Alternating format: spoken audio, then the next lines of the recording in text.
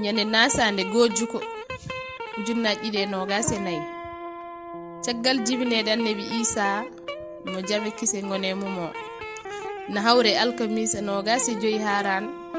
hitande ujunere temen nayyi capannayyi jeegom fergo ñalde malande men kettoɗen law Guure Fulfulde TV. Porodiral hakkunde ngalu gandal e cellal. Ngalu lamɗo mon are mon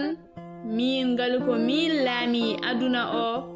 ko sababu ndam itti sagataɓe e nder gure mumen nanni ɗum e nder ladde ko min yooli sagataɓe e nder maaje ko min waɗi sagataɓe e nder jeerende ko sabu yiɗede mi watti sagataɓe ɗaminiɓe fenoɓe fodoɓe ko humnata ko sabu yiɗedemi watti sagataɓe yowitiɓe futtinɓe gite naniroɓe goddi ko sababu ndam gacce e ndimagu natti ko jogiiɗomi tan wattora sabu yiɗedemi addi ha yoga e anduɓe gonti dagnoɓe ko harminoɓe ko dagi ko ɗum addi wiyeede annabi kalis foltima annabaɓe fof. Gandal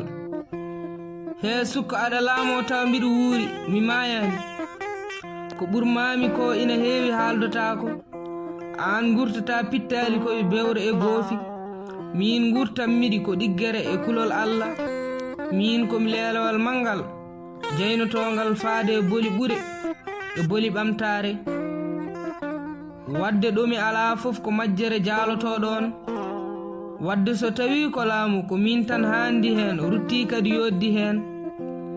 sabu mo ngal mum lammini on laamorto ko ndol ndolagu ina fiya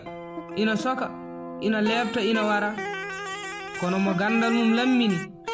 on laamorto ko fewndude e fondude sabu gandal ko nundal ko ɗum waɗi ina wiye gandal ko famda suura heewa lammina. Cellal he cukkoɗe ko dañɗon ko ɗon kaala ko min wiite mo dañma wasani mo wasma borama mo ala cellal on waƴaka ngalu kono kadi mo dañi ngalu ala cellal on nemaki gandal ne ko noon sabu so gandal yooɗi lafti yaadi koye cellal sa joguima gandal